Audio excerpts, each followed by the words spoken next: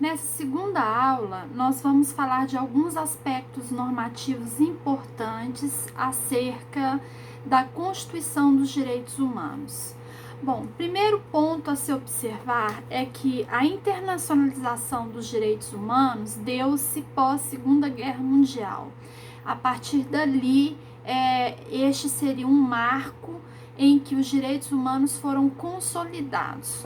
Porém, é bom lembrar que, para que fosse consolidados os direitos humanos pós Segunda Guerra Mundial, houve uma evolução histórica no seu conteúdo e na sua formação. Como evolução histórica, podemos mencionar o Iluminismo, que contribuiu para a formação dos direitos humanos, a Revolução Francesa e, finalmente, o término da Segunda Guerra Mundial, que os consolidou. Bom, o preâmbulo da Declaração Universal dos Direitos Humanos de 1948, ele diz que reconhece a dignidade inerente a todos os membros da família humana e de seus direitos iguais e inalienáveis, tendo por fundamento a liberdade, a justiça e a paz no mundo. Bom, por que a gente está falando do preâmbulo da Declaração Universal dos Direitos Humanos? Porque nesse preâmbulo a gente encontra aí alguns princípios que vão fundamentar a estrutura da Declaração Universal dos Direitos Humanos, inclusive princípios herdados da Revolução Francesa, tais como os princípios da igualdade, da liberdade e da fraternidade. Portanto, com fundamento nesses princípios é que a doutrina questiona ou se fundamenta em duas correntes que buscam explicar os fundamentos filosóficos da Declaração Universal dos Direitos Humanos e os próprios direitos humanos, né? Bom, esses fundamentos filosóficos partem, então, de um relativismo cultural, ou seja, eu preciso, como eu já tinha falado na aula 1, em outros momentos de nossa aula, a Declaração Universal dos Direitos Humanos, ela não é uma lei que se impõe, mas sim um conjunto de princípios e de normas que busca se adequar à estrutura de uma sociedade, à cultura de uma sociedade. É nisso que se fundamenta esse perfil ou essa filosofia do relativismo cultural. Bom,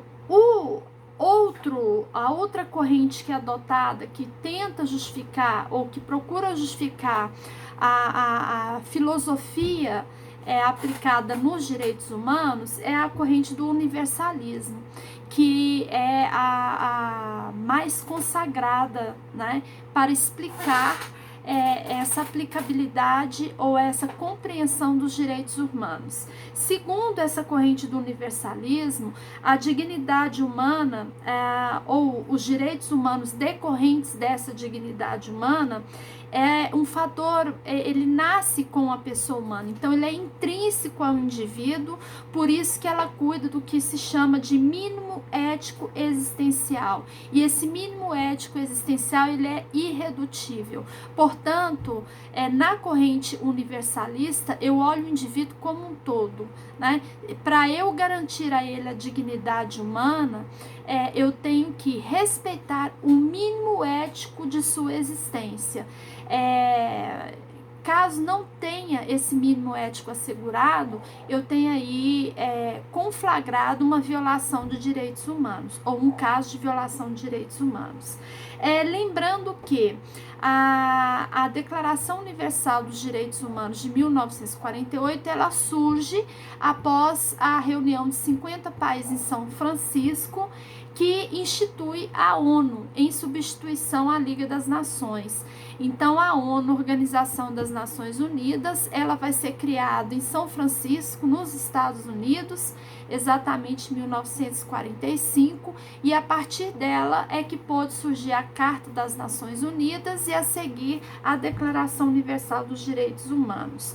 Bom, essa declaração visa, então, a indivisibilidade, também é um dos seus princípios. Nós falamos aí da corrente universalista filosófica, que embasa a estrutura e a hermenêutica dos direitos humanos, e um dos princípios basilares da estrutura da Declaração Universal dos Direitos Humanos é o da indivisibilidade. Por quê?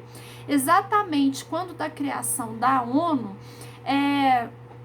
foi criado logo após, pensando nessa normativa, como que se aplicaria no plano internacional, 2 sistemas normativos, o global e o sistema normativo regional, que nós iremos falar mais à frente. O sistema normativo global, para compreendermos como isso aqui funciona, ele é estruturado em pactos que tem um alcance geral e nas convenções que tem um alcance específico.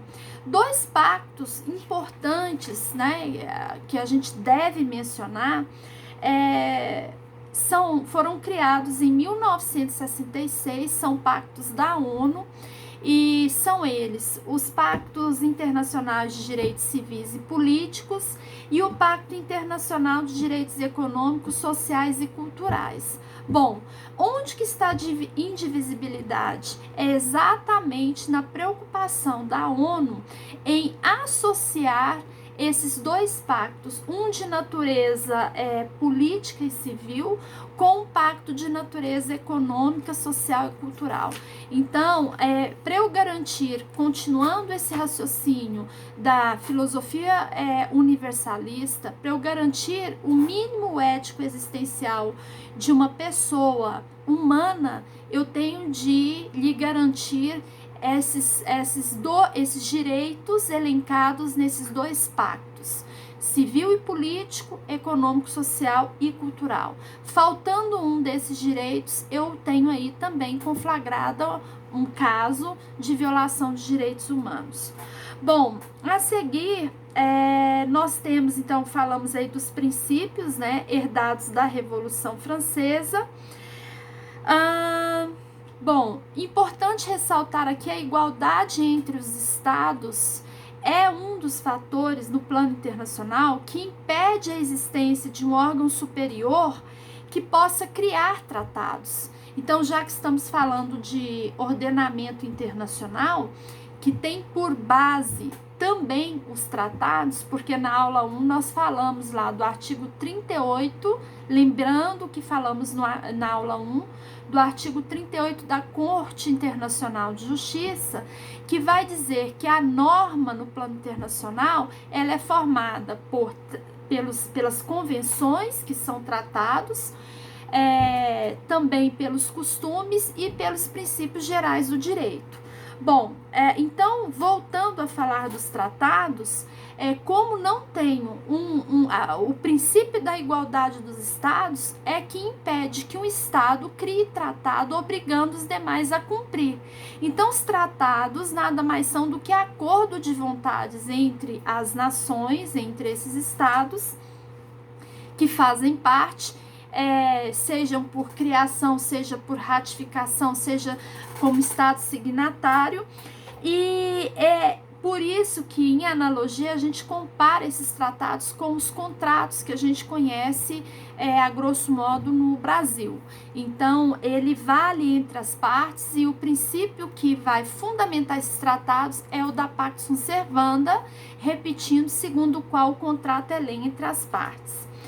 Bom, os tratados internacionais, então, nada mais são do que acordos internacionais concluídos por escrito entre tratados e regidos pelo direito internacional. Isso, segundo o artigo 2º, parágrafo 1º da Convenção de Viena, que tratou dos tratados, né, em 1969. Essa convenção, então, já estava redigida lá em 1969, porém ela só foi entrar em vigor em 1980 porque ela precisava de um quórum mínimo de 35 estados para ratificá-la, para confirmá-la. E o que só aconteceu em 1986. Em 1986, o que aconteceu em 1980. Então, em 1980, essa convenção de 1969, ela passa a entrar em vigor, ou seja, é uma convenção que vai criar normas sobre esses contratos no plano internacional. Então, por isso que a gente faz referência a ela, porque é ela que vai ditar as regras do jogo de como é que deve ser feito um tratado ou um contrato no plano internacional. Lembrando que, a princípio, então, nessa primeira convenção realizada em Viena em 1969, só era permitido realizar tratados entre estados. Entenda-se estados com letra maiúscula, repetindo, nações. E isso só veio entrar em vigor em 1980, porque precisava de 35, no mínimo de um quórum de 35 estados para confirmar essa convenção. E em 1986, essa convenção foi complementada com os direitos de tratados entre estados e organizações internacionais e entre as organizações internacionais em si. Ou seja, a partir de 1986, não só os estados poderiam realizar tratados entre si, mas também poderiam ser feitos tratados entre estados e organizações internacionais e entre as próprias organizações internacionais. Bom, então a gente pode aqui pensar na estrutura normativa hoje no plano internacional, como funciona, o que eu já me adiantei falando aí do sistema normativo global, e reforçando que essa estrutura não é concentrada na ONU. A referência que a gente traz da ONU é porque foi o primeiro momento que teve a união, né? Ela é um órgão que compõe um sistema normativo global, mas a concentração da norma internacional não é só dela. Ela também está concentrada no sistema normativo regional. Por exemplo, através da OEA, que seria a Organização dos Estados Americanos. Então, resumidamente, o sistema normativo ele é composto, então, do sistema global e do sistema regional. No sistema global, eu tenho instrumentos de alcance geral, que são os pactos que eu citei, esses pactos criados pela ONU em 1966, são os pactos da ONU, que é os pactos de direitos civis e políticos e o pacto de direitos econômicos, sociais e culturais.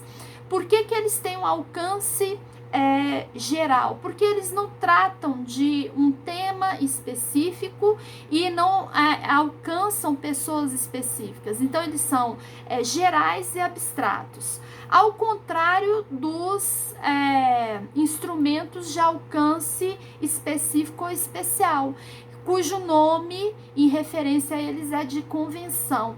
Então, nas convenções, eu tenho a especificidade do seu alcance e do direcionamento para quais sujeitos essa convenção vai estar voltada. E aí nós podemos citar de exemplo a Convenção contra a Tortura, então ela é específica para as torturas, a Convenção contra a Discriminação, convenções que tratam dos direitos das crianças, convenção que trata dos direitos da mulher e assim por diante. Então, repetindo, o sistema normativo global, ele se compõe de instrumentos de alcance geral e de alcance especial. O de alcance geral, ele é abstrato, ele não é voltado para um determinado grupo e nem para um determinado situação.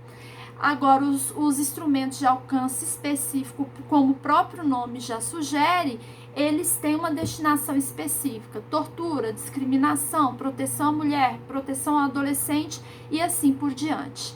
Bom, Também o sistema normativo, além desse alcance geral, além do sistema normativo global, eu tenho o sistema normativo regional. O sistema normativo regional, ele foi criado com o propósito de internacionalizar os direitos humanos, ou seja, buscar trazer os direitos humanos para a realidade de determinada região. Por isso que ele é composto de 3 cortes, né? A corte europeia, ele é dividido, esse sistema regional, no sistema regional europeu, o americano e o africano.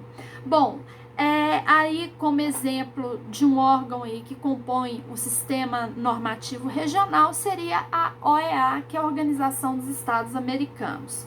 Bom, falando então do sistema normativo regional, é importante a gente falar, já que mencionamos aí o sistema americano, é importante falarmos da Convenção Interamericana de Direitos Humanos. E para isso a gente vai fazer um recorte aí da importância do processo de democratização no Brasil, porque a partir da democratização do Brasil lá pelos idos de 1985, o Brasil passou a ratificar relevantes tratados internacionais que cuidavam dos direitos humanos. Bom, o marco essencial da incorporação desses tratados internacionais de direitos humanos ratificados pelo Brasil, nós temos aí como exemplo, em 1989, a Convenção contra a Tortura e outros tratamentos cruéis, desumanos e degradantes, e que foi incorporado ao Brasil nessa época. Bom, falando disso, então, vamos aí falar da Corte Interamericana dos Direitos Humanos. Essa corte nasceu por força da Convenção Interamericana de Direitos Humanos de 1992. Essa Convenção Interamericana de Direitos Humanos também é conhecida como Pacto de São José de Costa Rica, porque ela foi realizada na cidade de São José, em Costa Rica. Bom, a partir dessa convenção, os tratados de direitos humanos, principalmente após esse processo de democratização do Brasil, eles passaram a ter um status normativo constitucional. E aí que tem um pequeno detalhe. Com o julgamento do recurso extraordinário 466343 do STF, que esse recurso extraordinário foi um divisor de águas para tirar, para mudar o status normativo dos tratados internacionais que incorporavam ao Brasil antes desse julgamento, desse recurso extraordinário.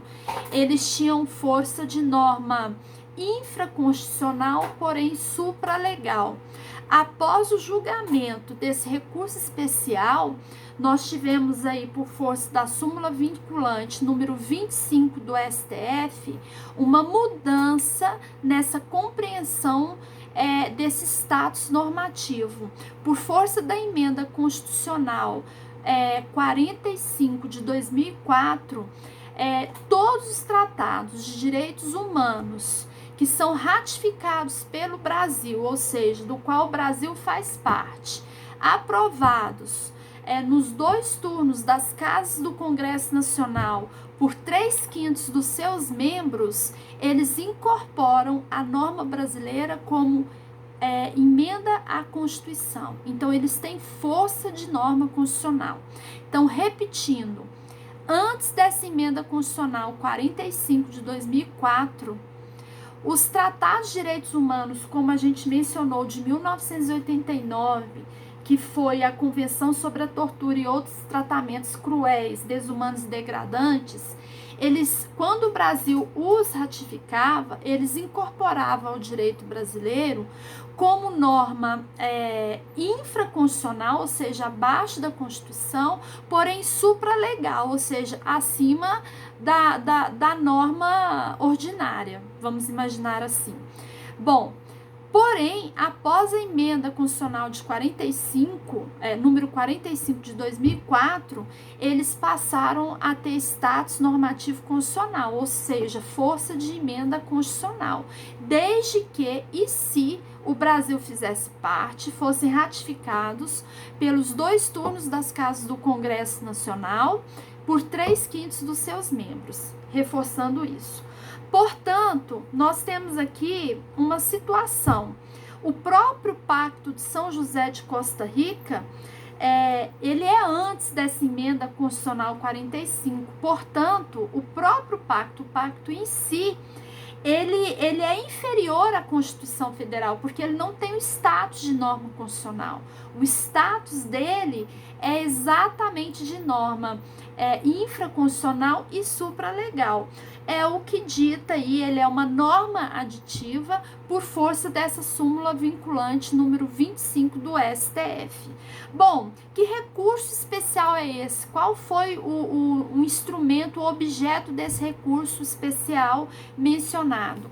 Exatamente a questão da prisão civil do depositário infiel. Veja bem, de uma maneira geral no direito, a prisão civil é uma exceção, tá? A pessoa não pode ser presa, por exemplo, por uma dívida, ela não paga por uma dívida, ou seja, eu pagar com meu corpo por algo que eu devo, né?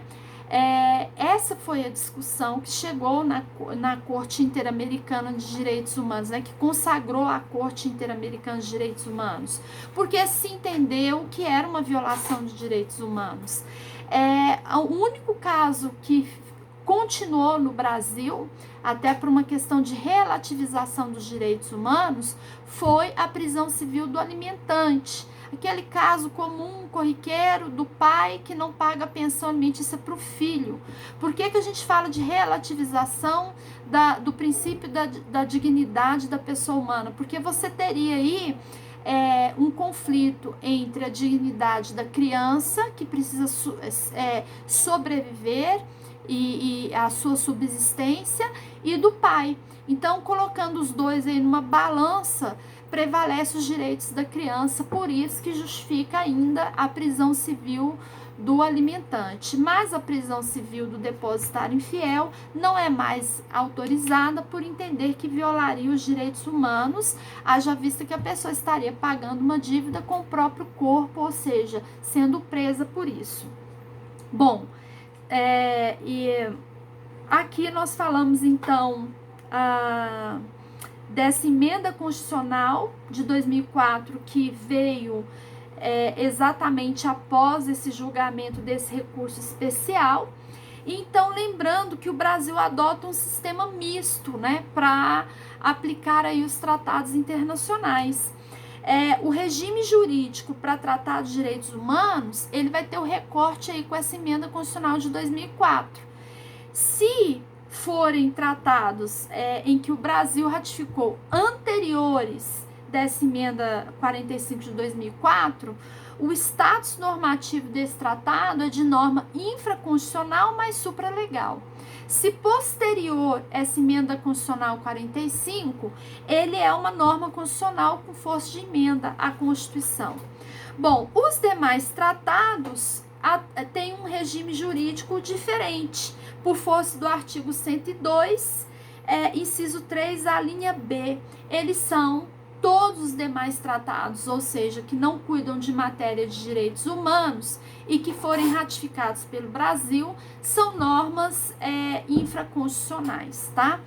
Então, a esse respeito, merece também fazermos referência ao artigo 5º, parágrafos 1º e 2º da Constituição Federal, que vão reforçar esse status normativo aí dos tratados internacionais. Bom, então em 1992 ficou consagrado aí essa Convenção Interamericana dos Direitos Humanos, conhecido como Pacto de São José de Costa Rica, e que elevou a criação da Corte Interamericana de Direitos Humanos. Então, resumidamente, falando das cortes internacionais, vamos fazer referência a 3 cortes internacionais. A primeira delas é a Corte Permanente da Justiça Internacional. Por que a gente faz referência a ela, Corte Permanente de Justiça Internacional? Porque ela é que vai estar conceituando o que seria conflito, ou seja, todo conflito de ordem internacional, ele vai ser dirimido na Corte Internacional. Ela pode ser Corte Interamericana, pode ser Corte Internacional de Justiça que a gente já citou, e assim por diante. Essa corte, então, permanente de justiça internacional, ela vai dizer o seguinte, que conflito é todo desacordo de fato ou de direito entre estados. E lembrando que também pode ser entre qualquer ente do sujeito, não só entre estados, mas qualquer ente que é reconhecidamente como sujeito no plano internacional. E como já falamos na aula 1, quem são os sujeitos no plano internacional? Nós temos o Estado, nós temos as ONGs, as organizações internacionais, a Santa Sé, a Cruz Vermelha, beligerantes, insurgentes e a pessoa humana e as transnacionais. Então, se houver conflito entre esses entes, eles vão ser dirimidos ou julgados na Corte Internacional. Bom, a Corte Internacional de Justiça, que foi o que a gente mencionou na aula 1, ela tem sede em Haia, ou seja, na Holanda, e ele é o principal órgão judiciário das Nações Unidas. Só que quem pode dirimir conflitos ali na Corte Internacional de Justiça são apenas os países que compõem o Estatuto da Corte, ou seja, só as nações, os estados que fazem parte do Estatuto da Corte. Ou seja, via de consequência, esse Estatuto da Corte, ele também faz parte da Carta das Nações Unidas. Então, quem pode recorrer à Corte Internacional de Justiça não é qualquer nação, é apenas o Estado que compõe esse Estatuto da Corte, que por sua vez é parte da Carta das Nações Unidas. Bom, quais são as partes que podem buscar, então, já que falamos aí da Corte Interamericana dos Direitos Humanos, que compõe aí o Sistema Regional de Direitos Humanos, que é o sistema americano, o que seria essa Corte aí Interamericana de Direitos Humanos? Ele é um órgão judicial autônomo, a sede dele é em São José, na Costa Rica, e ela visa aplicar e interpretar a Convenção Interamericana de Direitos Humanos, conhecida como Pacto São José de Costa Rica. Bom, quem pode entrar com reclamar alguma coisa na Corte Interamericana de Direitos Humanos são os estados. As pessoas, grupos ou entidades que não sejam Estado, eles não têm capacidade de impetrar casos junto a essa Corte Interamericana, mas eles podem impetrar suas reclamações junto à Comissão Interamericana de Direitos Humanos, certo? Então, repetindo, quem pode impetrar ou reclamar algum direito ou levar uma lide para a Corte Interamericana de Direitos Humanos são os estados. Os demais sujeitos, sejam pessoas, a pessoa humana, ou grupos ou entidades, eles vão ter que buscar seus direitos junto às comissões interamericanas de direitos humanos.